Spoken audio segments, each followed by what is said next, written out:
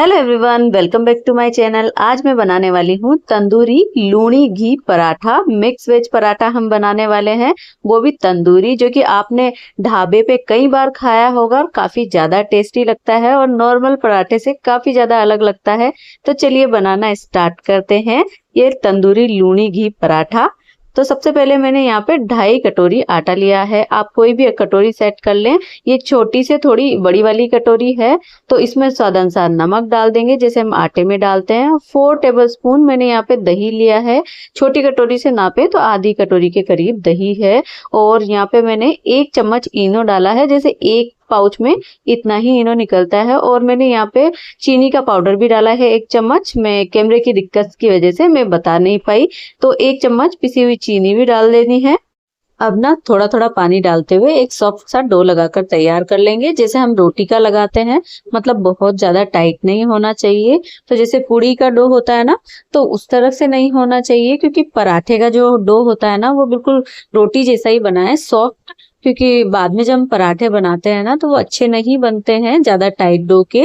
जो फिलिंग वाले पराठे अगर हम बना रहे हैं ना, तो वो पराठे अच्छे से फिर बेलने में नहीं आते हैं। तो इसलिए सॉफ्ट सा डो लगाएं। और यहाँ पे मैंने 2 चम्मच इसमें घी भी डाल लिया है। उसके बाद इसे मसल के वापस से और 15 मिनट या आधे घंटे के लिए छोड़ दें और बाकी तैयारी कर लें। तो यहाँ पे मैंने एक गाजर ली है, उसका छिलका निकाल लेंगे, आगे पीछे का हिस्सा निकाल लेंगे। और आप सब मतलब गाजर ज्यादा भी ले सकते हैं, मतलब चीजों की क्वांटिटी आप बढ़ा सकते हैं। घर में कितने मेंबर हैं उस हिसाब से। तो मैं 4 लोगों के हिसाब से बना रही हूँ और बाकी और भी चीजें मैं लूंगी, तो इसलिए 1 गाजर काफी है।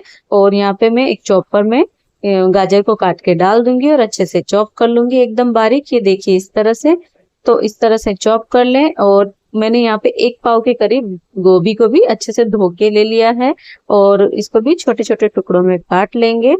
इसमें बिल्कुल भी कीड़े नहीं है, मैंने अच्छे से चेक कर लिए हैं। और अब इसको भी चॉप कर लेंगे। तो बिल्कुल सेम इसी तरह से इसे भी चॉप कर लेना है। 2 हरी मिर्ची साथ में ही डाल देंगे और थोड़ा सा अदरक का टुकड़ा भी डाल देंगे और बढ़िया से चॉप करके इनको निकाल लेंगे। सब्जियां आप अपने हिसाब से ज्यादा या कम ले सकते हैं। अगर घर में मेंबर ज्यादा हैं तो सब्जियां ज्यादा ले लें। और अब एक पैन में ना 2 टेबलस्पून मैंने ऑयल गरम किया है। ऑयल बिल्कुल थोड़ा सा ही लें, ज्यादा ऑयल की जरूरत नहीं है। और थोड़ा सा जीरा ही डाल के इसे चटकने दें। उसके बाद जो सब्जियां हमने काट के रखी है ना, वो डाल दें। सब्जियों को बिल्कुल हमें कम मतलब पकाना है यहाँ पे, मतलब हल्का सा पकाना है बिल्कुल। तो यहाँ पे मैंने 2 मीडियम साइज के प्याज को बिल्कुल बारीक काट लिया है, वो भी साथ में ही डाल देंगे। स्वाद अनुसार नमक और आधी चम्मच काली मिर्च का पाउडर, 1 चम्मच चिली फ्लेक्स डाल देंगे। आप चाहें तो लाल मिर्च का पाउडर भी डाल सकते हैं। आधी चम्मच मैंने हल्दी डाल दी है और बढ़िया से मिक्स कर लेंगे। और मैंने यहाँ पे 3 उबले हुए आलू लिए हैं, जिनको अच्छे से मैश कर लिया है, वो भी डाल देंगे। आप चाहें तो पनीर भी डाल सकते हैं इसमें, या और कोई सब्जी जैसे पत्ता गोभी वगैरह आपको पसंद है तो उस तरह से वो भी डाल सकते हैं। और सारी चीजों को बढ़िया से मिक्स कर लें और बारीक कटा हुआ धनिया डाल दें। ये हमारी पराठे की सिंपल सी फिलिंग बिल्कुल तैयार है। ज्यादा कुछ इसमें करना नहीं है। और यहाँ पे मैं चाट मसाला डालना भूल गई थी, तो चाट मसाला डाल के इसे वापस से मिक्स कर लेंगे। आप चाहें तो आमचूर पाउडर भी डाल सकते हैं। और ये देखिए फिलिंग हमारी बिल्कुल रेडी है पराठे की। तो आटा भी बढ़िया से सेट हो गया है। तो यहाँ पे मैंने आटे की बड़ी सी लोई बनाई है, जैसे पराठे की लेते हैं हम, मतलब रोटी से थोड़ी सी बड़ी। तो लोई पे थोड़ा सा सूखा आटा डाल दे। और सूखा आटा डालने के बाद ना इसे अब हम बेलना शुरू कर देंगे। तो यहाँ पे हमें रोटी जितना इसे बेल लेना है। और आप चाहे ना पराठा अगर और मोटा बनाना चाहते हैं तो लोई और मोटी ले लें। तो इतने रोटी जितना बेलने के बाद कम से कम 1.5 चम्मच के करीब मैंने यहाँ पे ये आलू का जो मिक्स वेज जो मसाला बना के रखा है हमने आलू और सब्जियों का, तो उसे डाल देंगे। और ऊपर से आलू के पराठे जैसे इसे पैक कर देंगे और सूखा आटा डाल के। और इसको पहले तो हम हाथ से थोड़ा सा बढ़ा लेंगे, मतलब हल्का, जैसे हम आलू के पराठे भी इसी तरह से बढ़ा लेते हैं ताकि बेलने में आसानी रहती है। और इस तरह से हल्का सा बढ़ा के फिर हम इसे बेल लेंगे। जितना मोटा आपको रखना है उस हिसाब से बेल लें। और पहले ही हाथ से थोड़ा सा इसे बड़ा कर लो ना, तो सभी साइड है ना मसाला अच्छे से फैल जाता है। और इस तरह से देखिए मैंने इसे बढ़िया से बेल लिया है। और बेलने के बाद ना इसकी साइड चेंज कर देंगे, मतलब जिस साइड हमें इसको फोल्ड किया था ना, मतलब मसाला भरने के बाद जब इसको चिपकाया था तो उस साइड को नीचे की साइड रखना है और दूसरी साइड पे ना हल्का हल्का पानी लगा देंगे।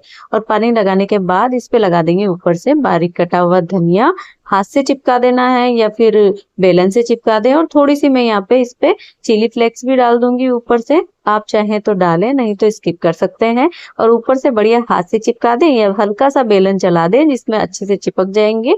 और ये गीला है तो अच्छे से चिपक जाएंगे। अब ये हाथ पे ना इस रोटी को ले लेंगे, इस पराठे को, और दूसरी साइड हमें हल्का हल्का पानी लगा देना है क्योंकि हम इसे तवे पे डालेंगे ना तो तवे पे अच्छे से ये चिपक जाएगा, इसलिए पानी लगाना बिल्कुल जरूरी है। और आप लोहे का तवा लें क्योंकि नॉन स्टिक पे ये चिपकेगा नहीं, गिर जाएगा। तो लोहे का तवा लें ताकि जब हम इसे उल्टा करके सेके ना तो ये आराम से सिक जाए और नीचे गिरेगा नहीं। तो यूं मतलब तवे को हल्का हल्का घुमाते हुए लो फ्लेम पर इसको बढ़िया से सेक लें ताकि किनारे भी बढ़िया से सिक जाए। तवे को हल्का सा घुमाते रहें, जहाँ से नहीं सिके वहां सेक लें और इस तरह से सेक लें इसको। और नीचे से भी इसको बढ़िया से सेक लें ताकि कहीं से भी ये कच्चा ना रहे। ऊपर से भी जैसे हम तवे को उल्टा करके सेकते हैं ना तो एकदम क्रिस्पी हो जाता है, ऊपर से बढ़िया से सिक जाता है। और फ्लेम को आप कम पे ही रखें, नहीं तो जल जाएगा। तो देखिए बढ़िया से सिक गया है, अब इसको निकाल लेंगे। अब इस पे लगाएंगे हम ये लूणी घी। लूणी घी का मतलब ना मेरी तरफ से तो यही होता है, जो हम मक्खन निकालते हैं वही लूणी घी होता है। और शायद होता भी यही है। जो मक्खन होता है ना, हम जैसे छाछ बनाते हैं तो उसके ऊपर मक्खन निकलता है जिससे हम घी तैयार करते हैं, तो वही। और जैसे घर में हम क्रीम निकालते हैं दूध से और फिर उसका जब घी बनाने के लिए जो मक्खन निकालते हैं तो वही लूणी घी होता है। आप चाहें तो यहाँ पे बटर का यूज भी कर सकते हैं। तो मैंने यहाँ पे जैसे घी बनाने के लिए जो मक्खन निकाला था तो वही मक्खन मैंने यूज किया है। तो आप इस तरह से मक्खन या मार्केट से भी खरीद सकते हैं या फिर आप घर में भी बना सकते हैं। मक्खन बनाना कोई इतना मुश्किल वाला काम है नहीं। तो मक्खन लगा लें अच्छे से। और ये ढाबे पे हम बिल्कुल इसी तरह का खाते हैं और सेम आपको वही टेस्ट आएगा जो हम ढाबे पे खाते हैं। और सारे हम इसी तरह से सेक लेंगे, बेल के तवे पे डाल देंगे। पानी जरूर से लगाएं नीचे की साइड से। और इसे सीखने में थोड़ा सा टाइम लगता है, जैसे मैंने वीडियो में इसे जल्दी जल्दी बताया है, पर इसे सीखने में थोड़ा सा टाइम लगता है क्योंकि कहीं से भी हमें कच्चा नहीं छोड़ना है। जहाँ तक सीखे नहीं आप हटाएं नहीं, मतलब सभी साइड तवे को घुमाते हुए सभी साइड अच्छे से सेक लें और इसे निकाल लें। और इस पे ये मक्खन या लूणी घी ये लगा लें।